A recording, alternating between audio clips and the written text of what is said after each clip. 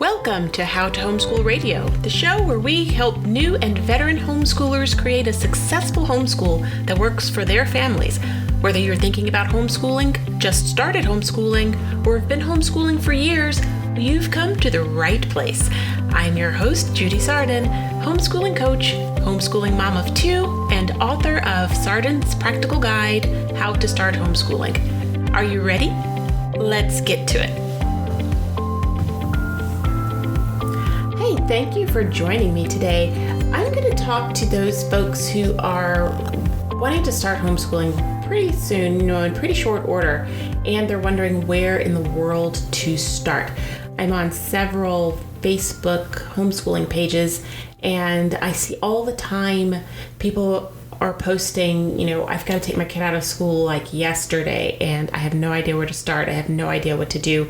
And they're pretty much asking the Facebook community, where should they go? What should they do? So I kind of wanted to talk to that person to kind of help them get going. So as you know, I am author of Sardin's Practical Guide, How to Start Homeschooling.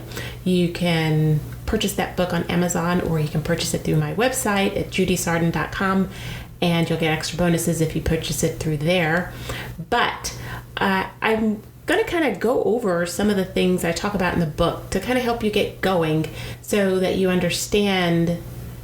Just take a breath, relax, it's going to be okay. So I'm going to kind of talk about three major things that you need to do when you first pull your kids out of school. And I'm going to do this in a 3-part series because I don't want this podcast to get too long. And so first and foremost, when you're thinking about taking your kid out of school, the first thing you need to do is find out what your homeschool laws are. So that's important. And so every state is different. And as I've traveled the country speaking in different places, you go from Texas, which basically has, you can homeschool, and that's kind of it. That's the homeschool law. You're allowed to homeschool your kids. And if you go to some states in the Northeast, you have to get a teacher to approve your curriculum before school, and then you have to create a portfolio that is then reviewed by a certified teacher at the end of the school year, who then says whether your child has progressed enough in order to move to the next grade. So the long and short of it is, homeschooling laws are all over the place as you go from state to state. So the first thing you need to do is figure out what your homeschool law is in your state. How do you do that?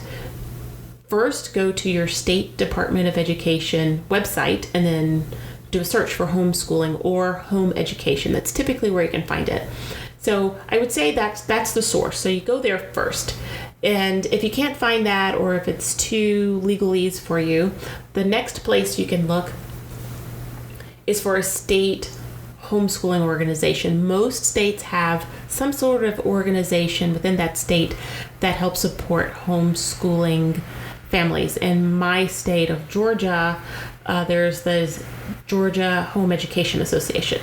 So every state will typically have something like that. I know North Carolina has one. I know Texas has one. So take a look. Once you've looked at your laws on your state Department of Education website and you want to get a little bit more information, then try to find your state homeschooling organization and see if you can get more information there, or talk to someone there about the laws in your state. So those are two really good, and the Homeschool Legal Defense Association is also a good place to start, because they will typically have up-to-date laws in every state. So that's a good place to start. But I always recommend that no matter where you start your research for your state laws, you need to always make sure you refer back to your State Department of Education website, because that is going to be the ultimate and final authority. So you can go out on Facebook and ask people, you can do all that stuff, but you have to make sure that you understand what your state laws are. And often people will ask the school. I'm going to recommend against that, because in many cases the schools are kind of hostile towards you homeschooling your child. In many cases they feel like they're in a better position to educate your child. You don't know what you're doing. You're going to ruin your child. And it's very common, actually, to have schools give misinformation and be otherwise hostile towards the parent who's inquiring about pulling their kid out for homeschooling. So what I'm going to recommend is that you know exactly what you need to do, even if you have to call your state Department of Education and speak to somebody there. You know exactly what you need to do. You have already done what you need to do before you approach the school with withdrawing your child. That is going to make a huge difference because you'll be approaching the withdrawal of your child from a position of knowledge. And I find when you're dealing with the government schools, it is always best to operate from a position of knowledge rather than, go there and ask them for the information and the help. Because, and to be generous, some people just may not even know. So whoever you're talking to may not even know really what they have to do because they may not have even encountered it at all or very often. So know what you have to do before you approach the school, before you pull your child out of school. So that's the first thing you need to do when you decide that you want to homeschool your child. Know what your laws are and make sure you are following those laws to the letter. You don't want to fool around with the laws, okay? The next thing you want to do is think about what your homeschool is going to look like. Now, a lot of people think that if they work full-time, that they cannot homeschool their children. That is not the case. And so I feel like I need to say that twice. Even if you work full-time, you can still homeschool your children. However, for anybody, whether you work full-time, part-time, or if you're a full-time stay-at-home parent, your biggest and number one absolute most difficult thing with homeschooling will be finding childcare. And it is difficult to find childcare for school-aged children. So if you're working full-time and you want to homeschool, so you've got to find somebody that can watch your kid for 8 hours a day, right? A lot of us, that's what the school does. It doesn't take 8 hours for the kid to educate your kid, but they keep them that long because they also kind of provide a babysitting service. So if you work full-time, you've got to find that replacement childcare solution, whether it's a grandparent, family member, or you can pay your neighbor. That's going to be your biggest concern, because if you can get childcare out of the way, you can homeschool whenever you want. You can homeschool on the weekends. You can homeschool at night. It does not take 7 hours to educate a child. They're at school that long because they just have to fill up a day.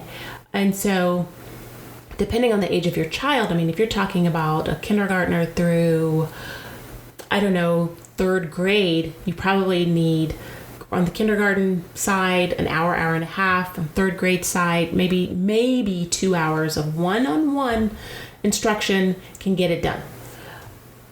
If you have, and while they're the babysitter, they can be watching documentaries, they can be doing homework. But when I'm talking about one-on-one time with you, it doesn't require a lot of time when it's one-on-one.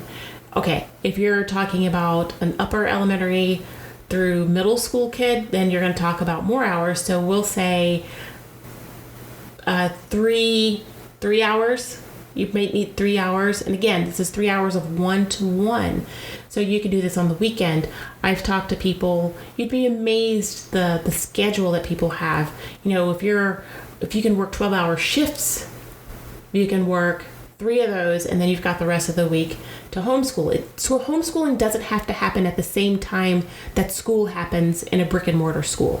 So when you're thinking about homeschooling, you've got to kind of get out of that mold of thinking the way they do it at school is the way it has to be done. You can homeschool exclusively at night. You can homeschool exclusively, weekends. You can homeschool exclusively. I met one woman who homeschooled her kids Saturday, Sunday, and Wednesday. and she had 3 kids, and they got it done in those times. And so on those days, they just hit it hard for 3 days a week, and then the other 4 days she had childcare, and they did other things. They did field trips, or you can have a mother's helper who takes your kid out to do field trips, experiential things that are counted towards a school time in school. So there are so many different ways you can do homeschooling. So I want to say that up front. I wanted to say that pretty close up front in this broadcast, because a lot of times people will say they want to homeschool, but they can't because they work full time, and you very well can. So if you're working part time, so the thing that I'm getting at here is you've got to determine what your school is going to look like, and what your school is going to look like is going to 100% be based on what works for your family. So what works for your neighbor, your person across the street, your girlfriend, your sister's cousin, what works for them might not work for you. So be okay with that. Remember, homeschooling is the ultimate in freedom. And so you figure out what works for you and your family. If you work part-time, you work around that schedule.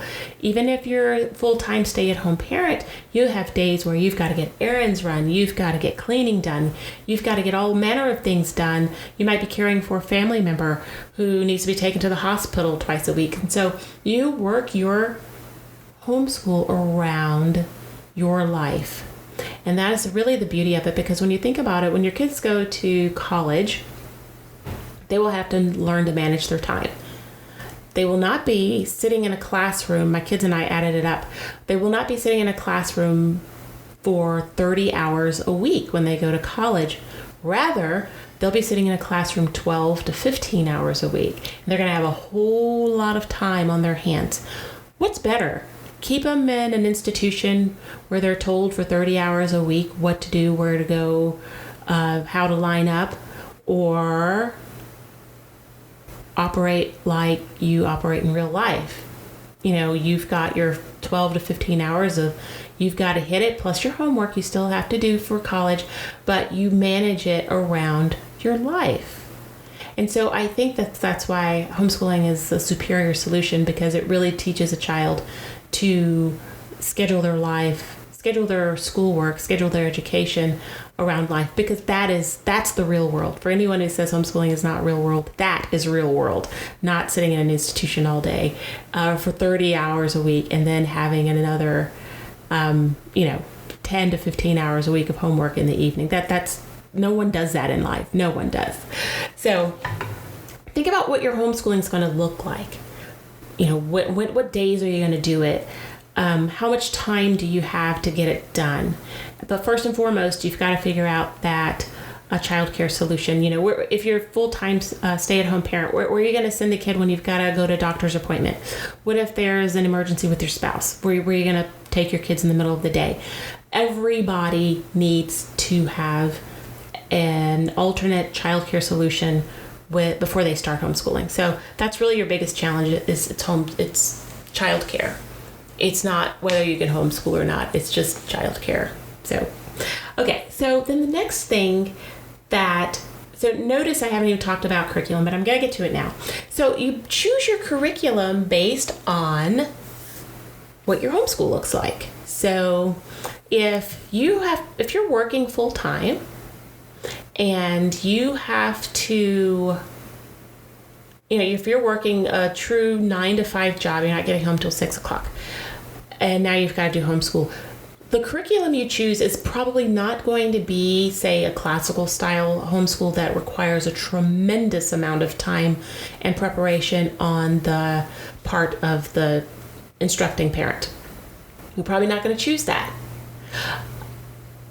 You may choose a hybrid homeschool where kids go to school maybe 2 days a week for maybe 2 full days a week, and then the rest of the time they're doing their work at home independently, and then you just help them in the evening. You may choose to do a box curriculum where everything comes in it. There are some box curricula that are intended specifically for independent work. A lot of homeschooling people have a lot of kids, and so a lot of homeschooling curricula are geared towards people who have a lot of kids, and they need the children to become independent as soon as possible. those are the best, really, because you want your child to become an independent learner. And so if you find a box curriculum that's like that, you can give your child their schoolwork that they can work on while they're with the babysitters if you're working full time. And then all you have to do is check it when you get home, or you can help them with the stuff that they need help with, and they might not need help with everything.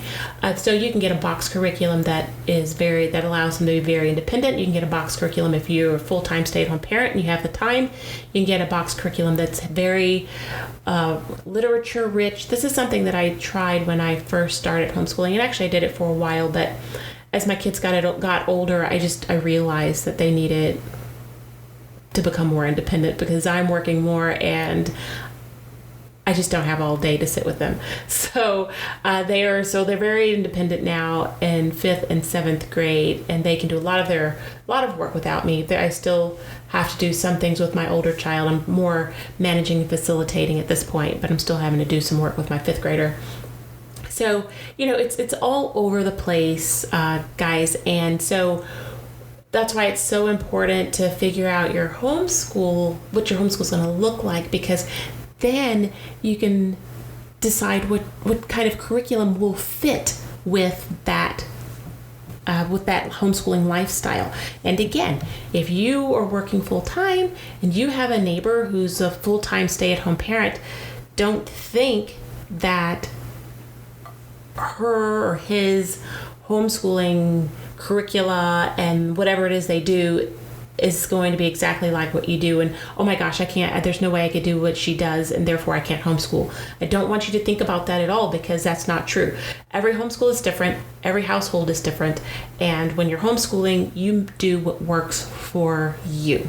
And so that's part one of my How to Homeschool series. So you look up your state laws, you figure out what your homeschooling is going to look like, and then you figure out what kind of curriculum will fit within the lifestyle that your family has to lead. So I do coaching with homeschooling families. If you're thinking about homeschooling and you want some help, just contact me. My contact information is in the notes, and I can help you get off the ground and help you get going if you need any help. So just make sure you tune in to parts 2 and 3 so that you can get the entire scoop on how to homeschool, and I'll talk to you later.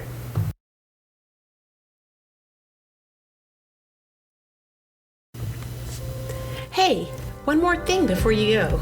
As a valued member of How to Homeschool Radio, I want to help you and hear from you not only when you're listening to the show, but all day, every day. I have a new Facebook group called How to Homeschool, and it's a place where you can get together with other homeschooling families to get support, offer support, and interact real-time to homeschooling issues that are most important to you. If you want to be a part of this growing community, see the latest videos, and get live answers to your homeschooling questions, go to judysardin.com/homeschool podcast.